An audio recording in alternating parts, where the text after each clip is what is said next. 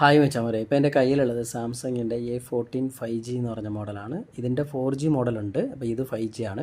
ഈ മൊബൈൽ നമ്മുടെ ഷോപ്പിൽ വന്നിട്ട് ഒരു വർഷമാവാറായി, 11 മാസം കഴിഞ്ഞു.